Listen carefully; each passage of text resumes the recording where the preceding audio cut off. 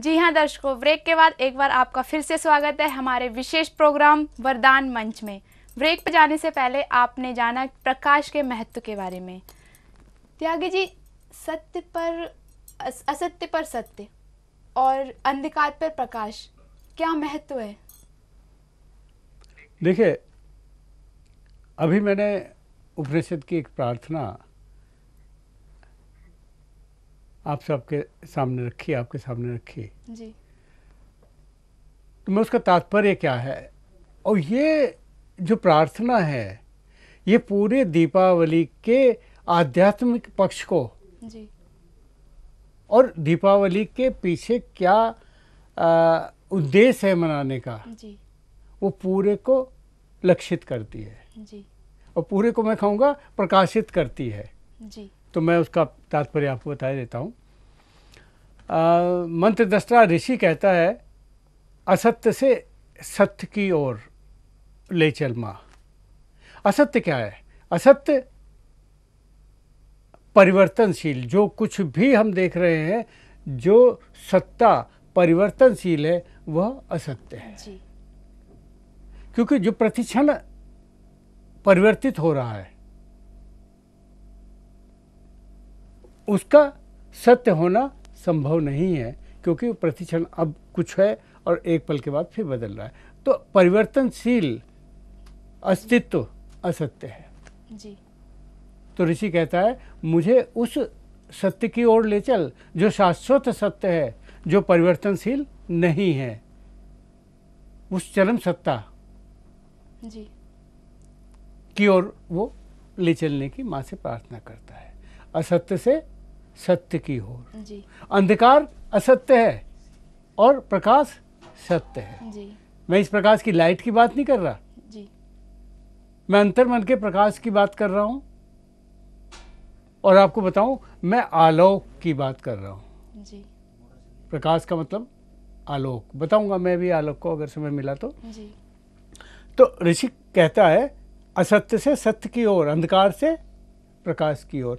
अंधकार असत्य है, प्रकाश सत्य है। फिर वो ऋषि दूसरे इन्हीं शब्दों में आ जाता है, तमसो माँ ज्योतिर्गमय। जी। अंधकार से प्रकाश की ओर। अंधकार जो तामसिक प्रवृत्तियों का सूचक है, जी। जिसके वजह से, जिसके कारण मैं तामसिक प्रवृत्तियों के चंगुल में फंसा हुआ, मुझे उससे निकाल। जी। और मुझे प्रकाश की ओर, मुझे सात्विक गुण की ओर, मेरे अंदर सात्विक गुणों की प्रधानता कर। जी। यह है तमस से प्रकाश की ओर जाने का संकेत, ये प्रकाश की ओर जाने का। अज्ञान से ज्ञान, अविद्या से विद्या की ओर गमन करने का। और फिर वही आ जाता है असत्य से सत्य, यानी अल्टीमेट ट्रुथ, अल्टीमेट रियलिटी के ज्ञान के लिए प्रार्थना करता है ऋषि। जी। इसके बाद बड़ा महत्वपूर्ण आता है, मृत्यु से अमृत की ओर गमन कर। और वैज्ञानिक लगे हुए हैं कि इस मृत्यु पर विजय प्राप्त कर ली जाए। बहुत हद तक वो सफल भी हो रहे हैं, आपने देखा होगा। जी। जी। है, एवरेज एज बढ़ती जा रही है। जी। और मृत्यु क्या है? शरीर की मृत्यु। आपने तो सुना होगा कि मैं नहीं मरता हूँ, मैं अमर हूँ, आत्मा अमर है। शरीर की मृत्यु होती है। और शरीर की मृत्यु का अर्थ है, कुछ सेल्स हैं जिन सेल्स से हमारे शरीर बनता है। एक उम्र के बाद वो सेल्स का क्षय होने लगता है, वो समाप्त होने लगती है। और जब पूरी तरह समाप्त हो जाती है तो शरीर की मृत्यु हो जाती है। जी।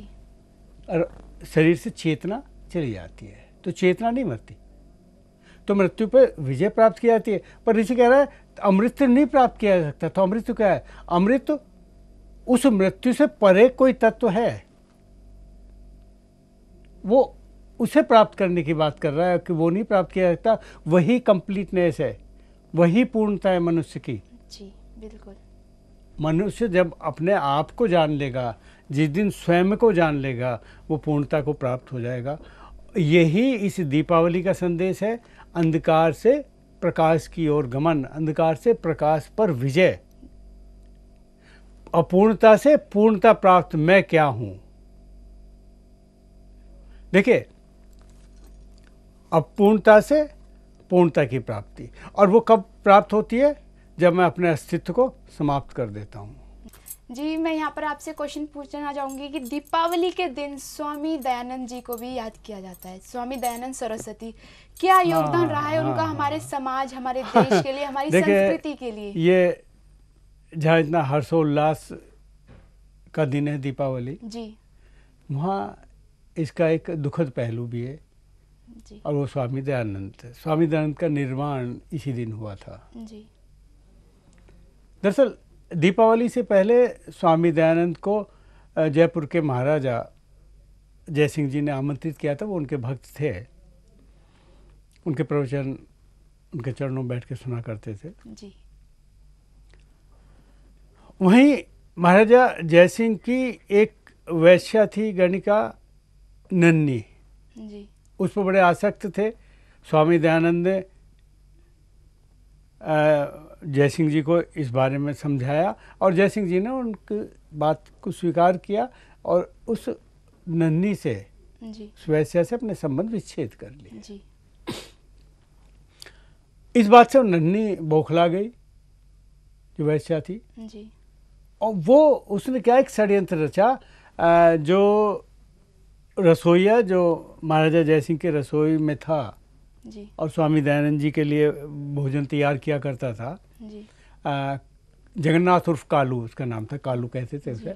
वो कालू से मिली जी, और स्वामी दयानंद के दूध में बारीक कांच बारीक पीसकर वो मिलवा दिया जी, और वो पिला दिया गया। जी, उन्हें जयपुर के अस्पताल में भर्ती किया, फिर अजमेर ले गए और अजमेर में अस्पताल में दिवाली के दिन उन्हें निर्वाण प्राप्त हो गया, वो ब्रह्मलीन हो गए। तो देखिए उस व्यक्ति की महानता। जी त्यागी जी, यहाँ पर मैं एक मिनट मैं पहले मैं कह रहा हूँ उनकी महानता, बिल्कुल दयानंद जी की। जी, वो नन्नी ने अपराध तो कर दिया, जी, पर वो इतनी हीन भावना से ग्रस्त थी कि स्वामी दयानंद के पास जाकर उसने सब कुछ हाथ जोड़ के बता दिया कि महाराज मैंने ऐसा ऐसा कर दिया। स्वामी दयानंद ने क्या किया, उसने कहा फटाफट स्वामी दयानंद जी ने जो उनके पास जेब में थे जी, पैसे नोट जो भी थे वो उन्होंने उसे दिए उस नन्नी को और कहा तू यहाँ से एकदम चली जा, नहीं तो यहाँ तुझे परेशान करेंगे यहाँ के जो सैनिक हैं। और उसे मतलब इतनी क्षमा ही नहीं किया, उसे अभयदान दे दिया, जा तू यहाँ से चली जा। ये उनकी महानता थी। जी, हाँ, अब क्या पूछना चाह रही थी? जी, मैं त्यागी जी आपसे यहाँ पे बोलना चाहूँगी कि समय का अभाव हर प्रोग्राम में रहता है, हर चैनल में रहता है। अभय के कारण मैं आपसे कहूँगी कि अपनी बात संक्षिप्त में इस कहानी का उद्देश्य, स्वामी दयानंद सरस्वती का क्या योगदान, उसके बारे में हमारे दर्शकों को बताएं। देखिए, स्वामी दयानंद एक समाज सुधारक संत थे जी, और राष्ट्रभक्त थे जी। मैं एक जो सबसे बड़ी उनकी उपलब्धि थी वो बता देता हूँ कि स्वामी दयानंद ही पहले वो संत थे जिन्होंने अंग्रेजों से मुक्ति दिलाने के लिए पूर्ण स्वराज की घोषणा की थी। जी बिल्कुल। महात्मा गांधी ने बाद में की थी, उन्हीं के उस पर पद चिन्हों पर चल के महात्मा गांधी ने पूर्ण स्वराज की बात की थी जी। उससे पहले स्वामी दयानंद के, तो ये उनका बहुत बड़ा योगदान था और कहते हैं उनकी हत्या के पीछे भी अंग्रेजों का षड्यंत्र रहा। जी बिल्कुल बिल्कुल। तो दर्शकों, आपने जाना दीपावली पर्व के बारे में, क्या है इसकी विशेषता, क्या है इसका महत्व, लेकिन यहाँ पे वक्त है आपसे विदा लेने का। एक बार फिर से वरदान टीवी परिवार की तरफ से आप सबको दीपावली पर्व की हार्दिक शुभकामनाएं। नमस्कार।